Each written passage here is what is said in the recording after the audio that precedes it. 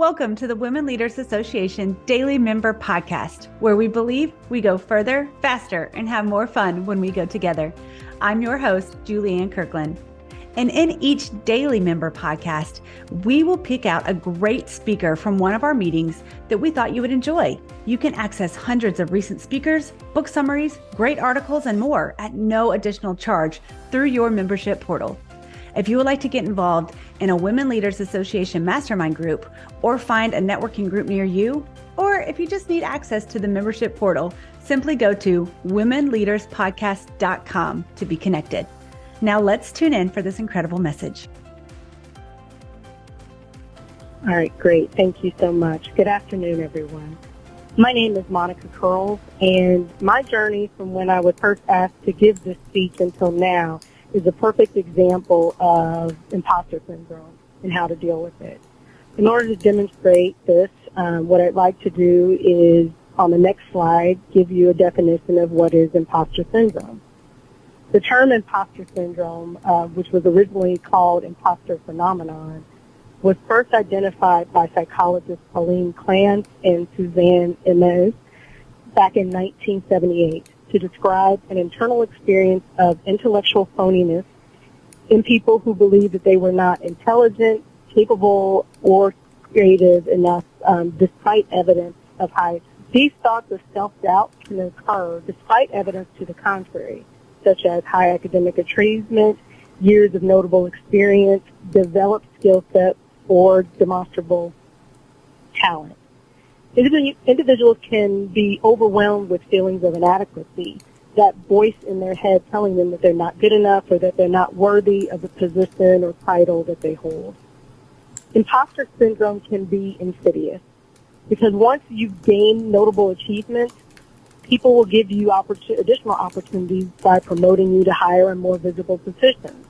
However, you might find yourself actually undermining those own achievements by doubting yourself and thinking yourself a fraud in situations where maintaining your self-confidence is desperately needed. Imposter syndrome can be particularly prevalent among women and people of color because we often find ourselves being the first or the only in positions of prominence. And we cannot always find the support we need to guide us through these new challenges because we are the first or the only in that position. We start comparing ourselves to other people in the room, particularly men in the room, and think to yourself that I don't have the experience, I don't have his degree, and immediately begin to think that our contributions will be lacking and that we are a fraud who don't deserve to be there. There's a specific cycle that a person goes through when they experience imposter syndrome, which we'll see on the next slide.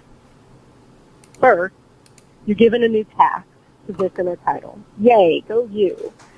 But now you start to, that next element of the cycle where you start to experience anxiety over those new responsibilities.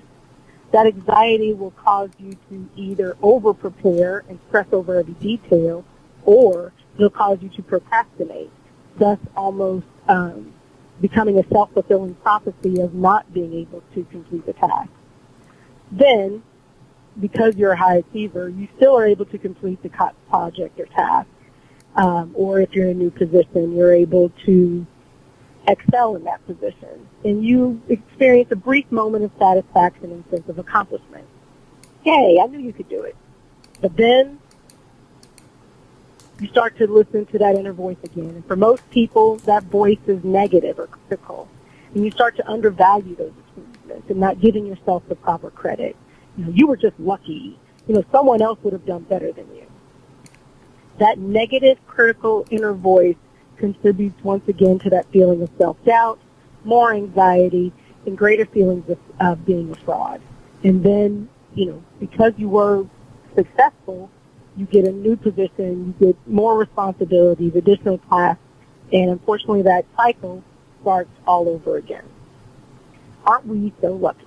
Like I said before when I started the speech, this journey to get to this speech was an example of how imposter syndrome works specifically for me and how it played out. So I started, which I kind of outlined on the next slide. I started by getting contacted by the Kansas City Women's Leadership Summit to ask to write a speech. Woo-hoo, go me. But the anxiety immediately started. Why are they asking me? No one wants to hear what I have to say.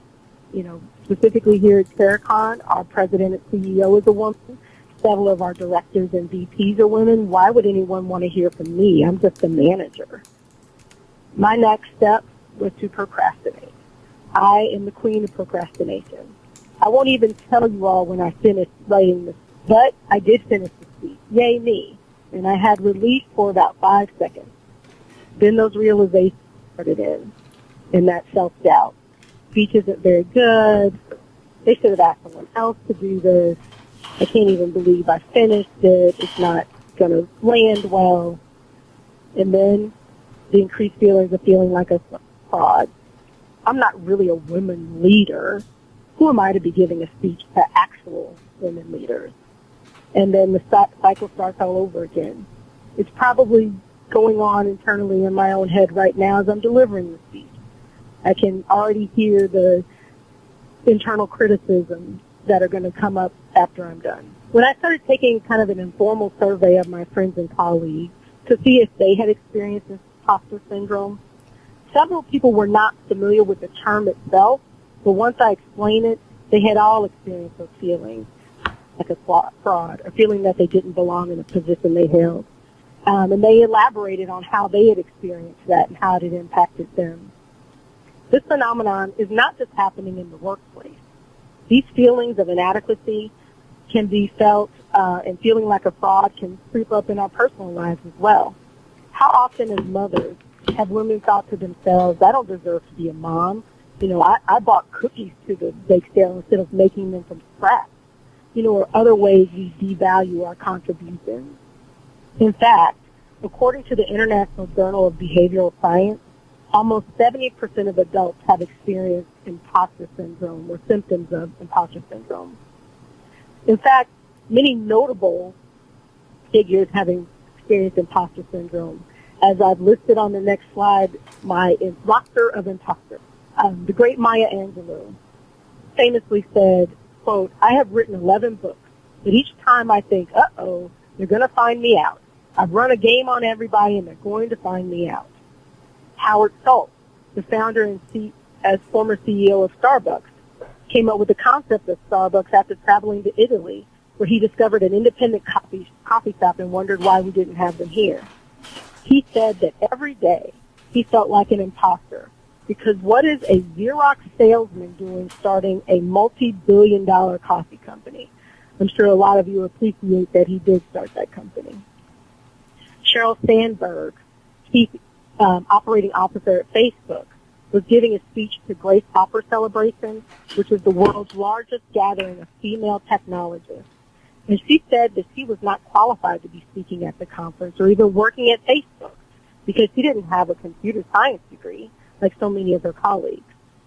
Even Albert Einstein, one of the greatest thinkers in human history, was reported to have said, the exaggerated esteem in which my life work is held makes me very ill at ease. I feel compelled to think myself an involuntary.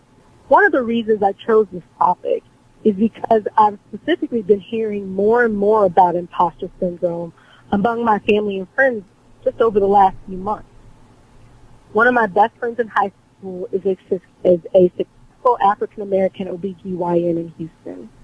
And she was doing mock interviews for students who were applying for their for residency positions. One of the candidates was another African-American female who at the end of the mock interview asked my friend, how do you deal with imposter syndrome? Where she described the situation, I was initially shocked by the question. This was a student who had already successfully completed her doctoral coursework and was applying to residency programs around the country, yet she was questioning if she was supposed to be there. A few days after that, one of my cousins posted a similar query on Facebook. Anyone suffer from imposter syndrome in school or at the workplace? If so, what helps you to overcome these feelings of inadequacy? That cousin was successfully pursuing a law degree and had recently completed an impressive internship at a prominent firm in Los Angeles, yet he too was questioning whether he deserved to have that position. Where is all this coming from? Why do we have these tendencies? And more importantly, how do we combat it and overcome imposter? One of my friends is a psychologist, and she helped me, it helped her to explain it to me in this way. It's really about how people see themselves. And in the next slide, I kind of started talking about that.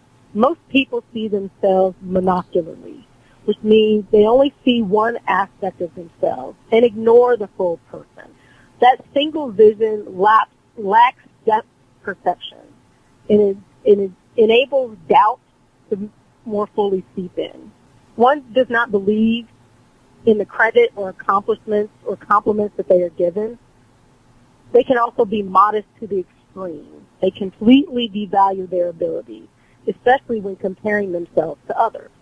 I personally have 2 master's degrees, but I'm always like, well, I don't actually have a PhD like some of the other people that I know. These people are trying to be, and like myself, I'm trying to avoid seeming arrogant, but then I go to the other extreme, which tends to leave me feeling insecure instead.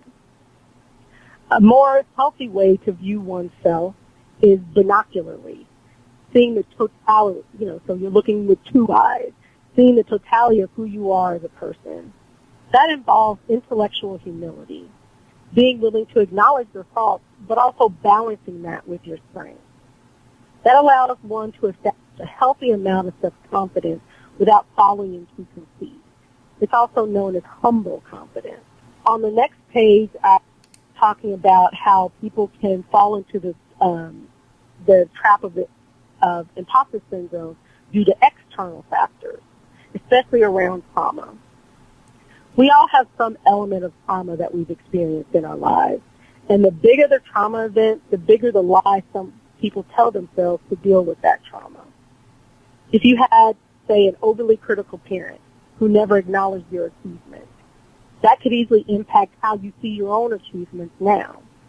For example, if your parent said, hey, I see you got an A in English, but you only got an A- in science, hopefully you're going to do better in the future. That becomes your learned response and the lens through which you see your own achievements. You do not acknowledge the amazing things you've done because you focus on those things that you could have done better. Another element is in Western culture, U.S. culture in particular, we have this tendency towards seeing our history in mythological terms, like grander than life, these perfect examples of humanity. But unfortunately, that makes it difficult when we're dealing with our own realities, and it makes it more difficult to deal with our own shortcomings. For example, when children see their parents as these perfect mythological figures who have this perfect marriage, when we ourselves become parents, we only see our failings and how we didn't live up to the example our parents set. However, that view of our parents isn't always the reality. We're just ignoring the history that showed their true humanity, that showed the struggles that they may have had in their parenting, that dismisses the challenges they had within their marriage. One can never live up to that mythology.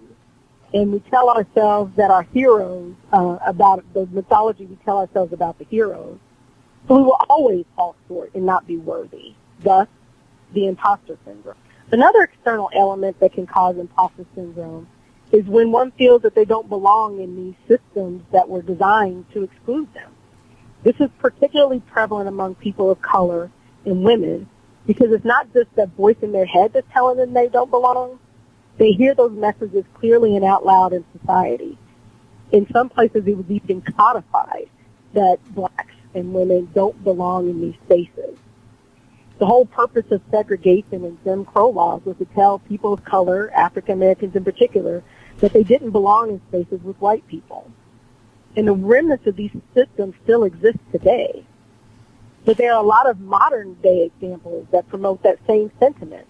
Black youth being followed around in a mall, conservative rhetoric about building a wall to keep immigrants out, the desperate treatment of African Americans in the education and criminal justice system, women not being allowed to advance in their careers because they might get married and leave to have kids. The message that we take away from these situations is that we're not designed to belong in these spaces. So no wonder that people experience imposter syndrome. So now that I have thoroughly depressed everyone about imposter syndrome, what can we do about it? There are a lot of effective ways to overcome imposter, and I'm going to detail some of those on the next page. First of all, you can acknowledge the feelings that you have to acknowledge the feelings that you're experiencing. Next slide. Great. Hi, I'm Monica Curls, and I'm a recovering imposter. My biggest symptom of imposter syndrome for me is fear of criticism. I tell myself I can't do it, I shouldn't do it, and so I don't do it to avoid being criticized for what inevitably would be me doing it inadequately. I have to acknowledge those feelings and deal with those feelings before I can move forward. Other common feelings associated with imposter syndrome are anxiety, that need to be perfect, self-doubt, and fear of failure. Often people rationalize that if you belong somewhere, you wouldn't actually have these feelings. However, everyone has feelings of doubt and insecurity at some point, especially when taking on new challenges and tasks. They may be better at hiding those feelings, but they're there. But the important thing is to move past those feelings that cause hesitancy, move towards feelings that propel you forward, like hope, optimism, gratitude, and success. You must also make an honest assessment of your strengths and weaknesses. This can be super hard because often, once again, that inner voice tends toward criticism. I can come up with lots of my weaknesses all on my own. The positive traits, I'm harder to acknowledge. So one thing I've started doing is pulling out my resume and think about what are the attributes I had to exhibit in order to achieve the milestones that I list. For example, I spent a total of 3 years working in Afghanistan for U.S. government contractors. What did it take for me to be successful in that environment? I had to be courageous, patient, a strong collaborator. I had to exhibit fortitude. I was competent, and I was committed to the task at hand. Those attributes are the same ones that make me a valued asset at any table that I'm in. So how can I leverage those positive attributes to make sure that I'm at that table for the right reason and can make a contribution? It's often challenging to walk into a room where you are the first or the only. It is important to acknowledge that your different experience and knowledge is exactly what makes you uniquely qualified to be at that table. Even at times when people might not have wanted you in the room, your unique perspective is what will eventually bring them to value your presence. Maybe everyone in the room has an MBA, so they have they're strong in their business acumen. I don't have an MBA, but I do have a master's in organizational development psychology, which helps me to understand organizational structures and challenges, which can be very valuable asset when you're dealing with businesses that are especially going through change. So once again, how do you leverage that knowledge that you do have to bring that different perspective into those rooms? I always use the following analogy. Back in the 90s, and I'm dating, when you go into an arcade, some of those arcade games would not accept quarters, even though we all had quarters. You had to have a special token if you wanted the game to work. So if someone put me in a room to be the token black woman, I'm okay with that because you're going to need this token if you want to get things working. It is important to have, as I acknowledge on the next page, it's important to have a strong support system around you who can remind you that you are awesome and that you deserve to be exactly where you are. When I was first asked to give this speech, I went to my boss, who's one of the female directors at Terracon, and I said to her, I don't know why they asked me to give this speech. They should have asked someone like you. He immediately became my cheerleader and said, of course they should ask you. You do a lot in the community. You're very good at articulating your perspective. So it makes perfect sense that you would be the one to give a speech to women leaders. It is important to have people around you who can see those things in you that you tend to brush off or undervalue. They are often at a better vantage point to see all of you, the strengths and the weaknesses. I did not mention to a lot of people that I was giving this speech, but when I did, everybody was excited and supportive, and it definitely lessened my anxiety around speaking today. If you feel that you are lacking in certain areas where you're thinking you might not be qualified, the next thing you can do is try and find those people who are qualified who might help you to be more prepared. There are tons of YouTube videos and articles about imposter syndrome. And so I could have just taken information from there, but I also talked to my psychologist friend, who was more than happy to talk about some of the psychological reasons for imposter syndrome. When I started thinking about people who were the first and only at decision-making tables, one of the first people I went to was a black female politician friend of mine, who I know has dealt with some of these pressures before. Lastly, where possible, you should avoid those toxic environments that may be specifically hostile towards your presence. I say where possible because, as I said earlier, sometimes organizations need that token who's going to open the door for more diverse perspectives in the room. However, those rooms can be emotionally and spiritually draining, especially if your presence was forced upon the group. It is important for you to be there, but it's also important for you to have your support team on deck to help you through the situation. However, sometimes those environments are way too toxic, and they have to do more work within that room to prepare the people in that room for different perspectives before they should invite others in. I still experience imposter syndrome sometimes, as I did with this speech, and they tend to be more fleeting moments than stuck in that cycle. One way I tackled this was to be part of my Be Bold, Be Fearless journey. I'd like to tell you about it in hopes that it might inspire you to venture into the unknown. Back in 2019, I decided I was going to focus on the goal I've had since I first worked in Afghanistan in 2002. I wanted to write a book. The book was going to be about some of my experience and my travels, but particularly from the perspective of an African-American woman. I remember writing my first chapter on the plane ride into Kabul in November of 2002. But due to intense work environment and a 6-day work week, I never wrote another word. However, things in my life had calmed down by 2019, where I started thinking about writing again. I decided if I was going to be more disciplined about it, I should at least find an accountability coach who would be the person who would hold my feet to the fire and make me start the writing and keep writing. I identified a life coach, and he spent the first few months getting to know me better so that he could start to help me understand what had kept me from writing the book in the past. We went through my insecurities, my issues with self-confidence and self-image, my avoidance of criticism. I realized the importance of the self-assessment process before I could put pen to paper. During one of our sessions, he asked me, "Tell me about the time that you failed." I really had to think long and hard. I finally was able to say, besides romantic relationships, and I won't even get into that, I really haven't failed. I've not been perfect, of course, but I tend not to do things at which I would fail. He looked at me puzzled for a moment and then said, "Then how do you grow?"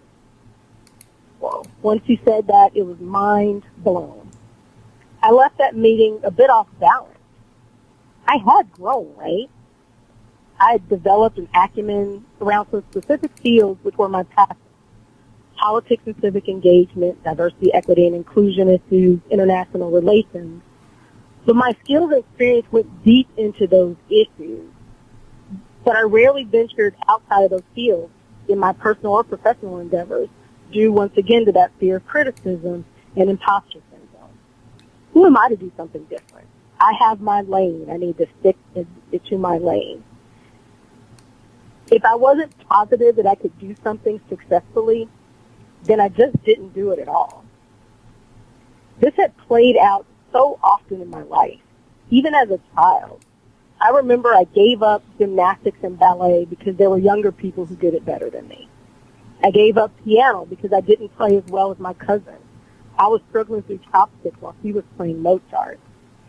I gave up songwriting when I was 12 because I had entered a national songwriting contest and I didn't win. So obviously, if I didn't win as a 12-year-old, I had no skill in this area. If I did not demonstrate a natural ability to do something well from the start, I normally didn't commit to doing it for long. Like I said, I've grown deeper in my fields of proficiency, but I have not really picked up any new skills. My personal growth was limited because of my fear of being seen failing and what others would think of me if I did fail. Later that week, after I talked with my accountability coach, I was talking to a friend of mine about my epiphany, asking for suggestions about how I could start being more fearless in my pursuit. During our same conversation, I was telling my friend about how I started doing research on Chris Evans. He was an actor that played Captain America in the Marvel Cinematic Universe, and I swear this is going to connect. I know it seems kind of weird, but he had a strong political presence on social media, and I was really impressed. It definitely doesn't hurt that he's a talented actor and sexy as hell. My friend suggested that if I was going to be fearless, your goal for 2020 should be to meet Chris Evans. I laughed at that because it seemed completely ridiculous notion. Why would a Hollywood actor want to talk to a big black woman from Kansas City? However, it made me actually think of a quote I had heard from Chris Evans. He originally turned down the role for Captain America twice, despite the fact that he was an established actor and that he had even played a superhero before. He did not feel like he could take on this challenge. But he thought to himself, quote, maybe the things you're most scared of is exactly what you should do. Maybe this is actually what you should be pushing yourself into doing. So I was inspired. So on the next slide, I started my Be Bold, Be Fearless journey. That next morning, I texted my friend about some ideas to be more bold and fearless and to get the attention of Chris Evans. I leveraged my knowledge and experience to come up with a 6-phase plan to meet Chris Evans. I called on my squad to help me with those things that I didn't have experiences or knowledge about. One of my primary actions was to actually write a song about Chris Evans and record a music video and release it online. Opening myself up to criticism, particularly over my creative endeavors, was especially scary for me. I had never really done it before. I was always rewriting song lyrics in my head, but I had never really shared that with anyone. Writing an original song and releasing it with a video that had me in it online. I remember when I first played the music video for my mother, I braced myself for her criticism. I assumed she would ask, why are you doing this? Or why would you put this stuff all over the internet like that? But her response could not have been more supportive. You did all that? That's amazing. I wish I knew this Chris Evans person so I could make sure that you met him. I had prepared myself for the worst, but it never came. Everyone was complimentary and supportive of the music video. This was not an area of expertise, and I certainly felt like an imposter several times along the way. But I'd still done it, and I'd lived through it. Now, I didn't go viral the way I'd hoped. I'm still waiting to hear from Chris Evans, so if any of you know him, let me know. But I have yet to hear an unkind word about it. I've even written a couple more songs since I've become bold and fearless and released them on the internet as well. So having a success like this in an area, in venturing into an area where I definitely wasn't an expert, helped me to get over that imposter syndrome. Now, of course, it always sneaks back up, but I get through the cycle a lot more quickly now. One of my friends, Alicia Kennedy, who was the black female African-American politician I mentioned earlier, gave me a different perspective on imposter syndrome. She often finds herself the first or the only in rooms where decisions are being made.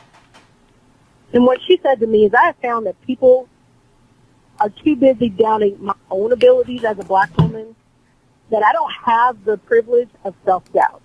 I'm too busy having to prove people wrong. This is so true. I have definitely tried to adopt this position as well. I realized that some of my feelings of being an imposter were because people treated me like I was an imposter. I altered my perspective, but I've really tried to alter my perspective. If you tell me that I don't belong somewhere, I'm probably moving in permanently. If you say that I'm not capable of doing something, I'm going to be the best at it and best at doing it. I plan on being too focused on proving the dissenters wrong to have self-doubt. So if you could actually advance 2 slides, well, we can advance 1 slide, so Chris Evans' quote. And I'm going to say that again because I tell myself this quote all the time. Anytime I find myself like hesitating, I say maybe the thing you're most afraid of is exactly what you should be doing. Maybe this is actually what you should put yourself into. And I use that to propel me forward on a daily basis. On the next slide, I have some parting words from America's first African-American First Lady of the United States, Michelle Obama, when she was asked about imposter syndrome. Imposter syndrome is a thing in your head. It is like an internal characteristic. Much of it is what you practice telling yourself. And if you've heard that you're not good enough, that's what you're practicing. I am telling you it is not true. You wouldn't be here. You wouldn't be doing what you're doing if you didn't belong here. I could not agree more. And I echo her message today as I close. To anyone who's dealing with imposter syndrome, if you are in the room, you deserve to be there. If you are at the table, you earned your seat. Don't let anyone tell you differently, especially yourself. And once you get there, figure out how to make yourself, your skills and talents, and leverage that to make you invaluable. Once you do that, they will start to affirm that you belong there too.